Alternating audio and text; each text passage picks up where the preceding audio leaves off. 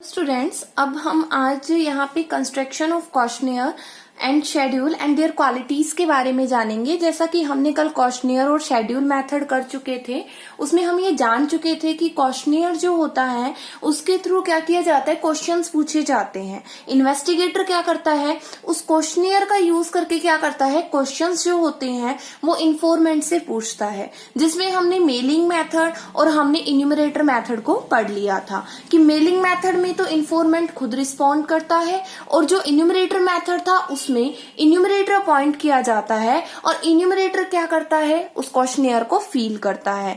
तो जब enumerator questionnaire के आंसर को फील करता है तो उसको शेड्यूल बोला जाता है। तो यहाँ पे भी यही दे रखा है कि questionnaire and schedule and there quality, मतलब कि जो क्वेश्चंस होते हैं क्वेश्चनियर में वो क्या होते हैं, सिमिलर होते हैं, मतलब सेम होते हैं।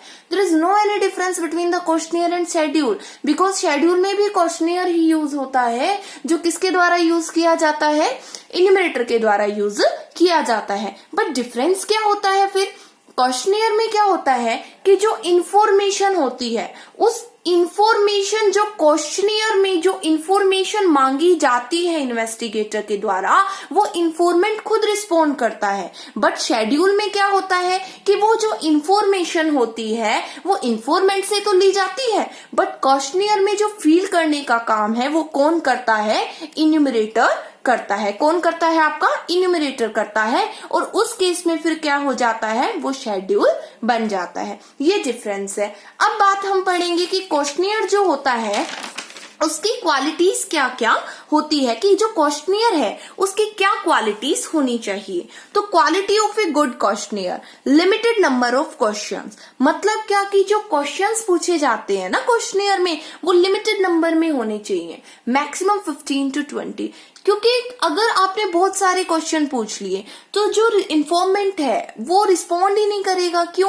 क्योंकि अगर आपसे भी बहुत सारे क्वेश्चन पूछे जाए तो शुरू में तो आप आंसर देंगे, लेकिन बाद में आप आंसर नहीं देना पसंद करेंगे, राइट। तो जो क्वेश्चनियर है उसमें जो क्वेश्चन होते हैं वो लिमिटेड नंबर के होने चाहिए, मतलब कि लिमिटेड नंबर में क्वेश्चन हमें पूछने चाहिए, ना ज्यादा क्वेश्चन हमें नहीं पूछने चाहिए, लिमिटेड वे में पूछने चाहिए।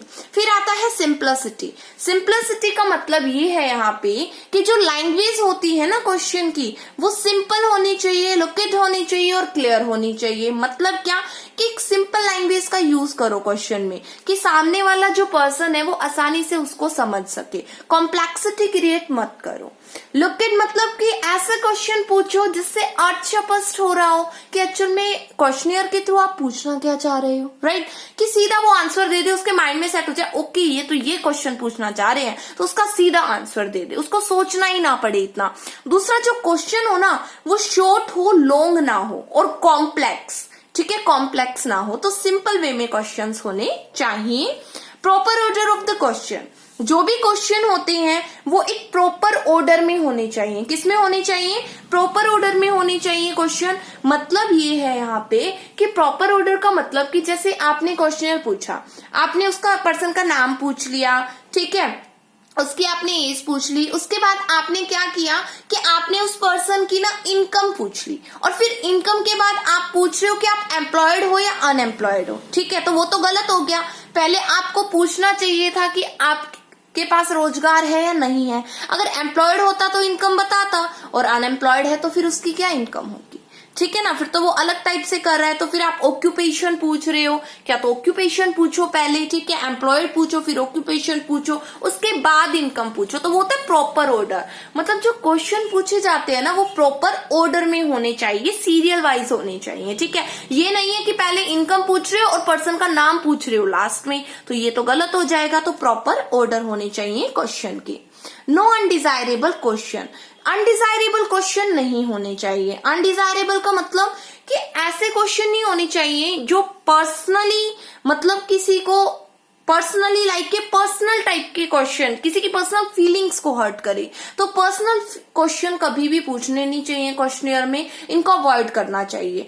ऐसे क्वेश्चन पूछने चाहिए जो डिजायरफुल हो और इन्फॉर्मेंट उनका आसानी से आंसर दे सके। नॉन कंट्रोवर्शियल का मतलब यहाँ ये होता है कि जब क्वेश्चनियर के थ्रू क्वेश्चन पूछे जाते हैं तो इस वे में पूछिए आप कि जो इन्फॉर्मेंट है वो आसानी से आंसर दे दे, उसको सोचना ना पड़े कि अगर मैं ये इन्फॉर्मेशन दे दूंगा तो मे बी मेरी इन्फॉर्मेशन लीक हो जाएगी। तो इस टाइप के क्वेश्चन नहीं पूछने चाहिए जिसमें कहीं ना कहीं बायसनेस आती हो। ठीक है, तो आपको क्या पूछने चाहिए, नॉन कंट्रोवर्शियल क्वेश्चन पूछने चाहिए जिसमें इन्फॉर्मेंट भी आपसे ना कहे कि आप मुझसे ऐसा क्यों पूछ रहे हो, आपका क्या राइट है आप मुझसे ऐसा क्वेश्चन पूछ रहे हो। ठीक है, तो उस केस में नॉन कंट्रोवर्शियल क्वेश्चन पूछने चाहिए। फिर है कैलकुलेशन में आता है कि question involving the calculation must be avoided. Investigator himself should do the calculation job.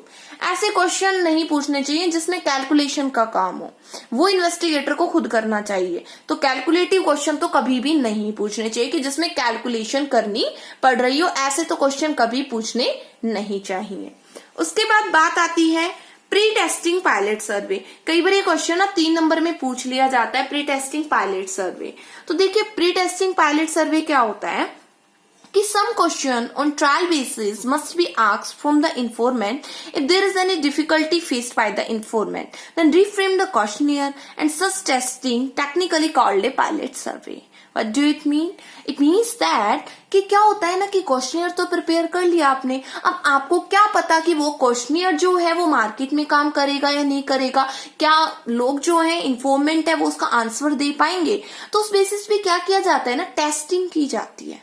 Testing in the sense कि क्वेश्चनियर बना लेते हैं, फिर एक सर्वे कर लेते हैं, जिस सर्वे को क्या बोला जाता है, पायलट सर्वे का नाम दिया जाता है। क्या नाम दिया जाता है, पायलट सर्वे का नाम दिया जाता है। और उसके थ्रू क्या पूछा जाता है, उसके थ्रू ये पूछा जाता है कि आप जो क्वेश्चन पूछ रहे हो क्या उनका आंसर इन्फॉर्मेंट आसानी से दे पा रहा है। ठीक है, और अगर नहीं दे पा रहा है ना तो आप उसको रिफ्रेम कर सकते हो, आप उन क्वेश्चंस को चेंज कर सकते हो, क्योंकि आपको पता चल जाएगा ट्रायल बेसिस पे कि कौन से क्वेश्चन ऐसे हैं जिनका आंसर मतलब इन्फॉर्मेंट्स दे नहीं पा रहे हैं। राइट, तो उस केस में क्या होता है कि प्री टेस्टिंग पायलट सर्वे किया जाता है, टेस्टिंग की जाती है, ट्रायल बेसिस किया जाता है क्वेश्चनियर का कि क्वेश्चनियर का आंसर जो है वो प्रॉपरली इन्फॉर्मेंट दे पाएंगे या नहीं दे पाएंगे, तो उसको पायलट सर्वे का नाम दिया जाता है। फिर है इंस्ट्रक्शन में क्या है कि proper instruction should be provided for filling a form, मतलब कि प्रॉपर इंस्ट्रक्शन दी जाती है। इंस्ट्रक्शन का मतलब क्या होता है यहाँ पे कि लाइक देखिए आप क्या करते हो कि कोई भी आपका क्वेश्चन पेपर आता है, राइट, अब उस क्वेश्चन पेपर में स्टार्टिंग में जर्नल इंस्ट्रक्शन मिलती है कि कौन सा क्वेश्चन कितने मार्क्स का है, जैसे 1 to 10 1 मार्क्स के हैं, ऐसे इंस्ट्रक्शन मिलती है। आपको क्वेश्चन करने हैं, मल्टीपल चॉइस क्वेश्चन गिवन है, ठीक है, या फिर आपको चॉइस इंटरनल चॉइस अवेलेबल है, तो ये इंस्ट्रक्शन पहले ही दी जाती है। इंस्ट्रक्शन, उस इंस्ट्रक्शन के जरिए आप उन क्वेश्चन का आंसर देते हो। राइट, तो इंस्ट्रक्शन इसी में भी होती है कि प्रॉपर इंस्ट्रक्शन प्रोवाइड करनी चाहिए कि फॉर्म को फिल कैसे करना है, उनके आंसर कैसे देने हैं। फिर बात आती है क्रॉस वेरिफिकेशन की। क्रॉस वेरिफिकेशन क्या होता है कि ऐसे क्वेश्चन क्वेश्चनियर में प्रेजेंट करने चाहिए जिसको आप क्रॉस वेरीफाई कर पाओ कि इन्फॉर्मेंट ने जो आंसर दिया है वो सही दिया है या नहीं दिया है। ठीक है, आप उसको क्रॉस वेरीफाई कर पाओ। रिक्वेस्ट फॉर द रिटर्न, अब आप मेलिंग के थ्रू क्वेश्चनियर को सेंड कर रहे हो इन्फॉर्मेंट के पास, राइट, तो उसमें आपको रिक्वेस्ट मेक करनी होती है, एक लेटर भी अटैच करना होता है कि ये क्वेश्चनियर हम भेज रहे हैं इंक्वायरी पर्पस के रिगार्डिंग, और आप जो है ये एनवलप भी भेजा है, इसमें अपना क्वेश्चनियर जो है हमें मेल कर देना, भेज देना। ठीक है, तो रिक्वेस्ट फॉर ए रिटर्न का मतलब यहाँ ये है कि क्वेश्चनियर रिटर्न कर दिया जाए इन्फॉर्मेंट के द्वारा आफ्टर फिलिंग द क्वेश्चनियर। ठीक है, इन ए कंप्लीटेड एक्सेप्ट, तो ये भी रिक्वेस्ट करनी चाहिए। तो ये थी क्वालिटी की क्वेश्चनियर किस टाइप का होना चाहिए। उसके बाद बात आती है type of A questionnaire. Type of A question का मतलब कि जो क्वेश्चनियर में क्वेश्चन होते हैं वो किस टाइप के होते हैं। Simple and alternative question. Simple and alternative question का मतलब लाइक जिसमें आप पूछ रहे हो आंसर सिर्फ यस और नो में दिया जाएगा, गुड और बैड में दिया जाएगा, गुड है तो गुड पे टिक कर दीजिए, बैड है तो बैड पे टिक कर दीजिए, राइट और रॉन्ग में दिया जाएगा, जैसे ट्रू फॉल्स होते हैं आपके उस टाइप से। फिर मल्टीपल चॉइस क्वेश्चन जिसमें 4 आंसर दे दिए, उनमें से एक को टिक करना है आपको।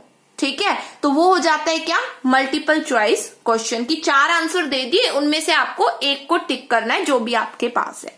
स्पेसिफिक इंफॉर्मेशन क्वेश्चन कि जिसमें क्या होता है ना कि स्पेसिफिक इंफॉर्मेशन मांगी जाती है। स्पेसिफिक इंफॉर्मेशन मतलब क्या होता है, देखिए कि उसमें क्या होता है ना कि जैसे मैंने पूछा क्या आपके पास कार है, आप बोल दोगे yes I have a car, ठीक है, तो ये क्या है, specific information question, like question में ही उसका आंसर आसानी से मिल जाए, that's a specific information question, ठीक है। 1 वर्ड टाइप के जो आंसर होते हैं वैसे होते हैं।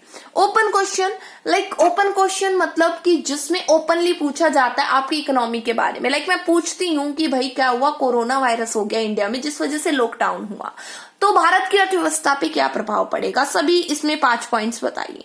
तो दैट्स द ओपन क्वेश्चन जिसमें आप ओपनली पूछ रहे हो, ठीक है, तो फुल फॉर्म में आप उस क्वेश्चन को पूछ रहे हो। तो इस टाइप के क्वेश्चन जो होते हैं वो क्वेश्चनियर में मेंशन किए जाते हैं और उनके आंसर पूछे जाते हैं इन्फॉर्मेंट से with the help of the mailing method, with the help of the enumerator method. तो ये कुछ क्वालिटी थी कि क्वेश्चनियर किस टाइप का होता है, राइट। तो अब ये मैंने आपको क्वालिटी करा दी है, पीडीएफ आपको मिल जाएगी, आप पीडीएफ के थ्रू नोट्स बनाइए अपने, ठीक है। आपको कोई भी डाउट है तो आप मुझसे वो डाउट क्लियर कर सकते हैं अपना। चैनल को लाइक करिए, सब्सक्राइब करिए और ऐसे ही आपको कंटिन्यूअस वे में इंफॉर्मेशन मिलती रहेगी। Thank you.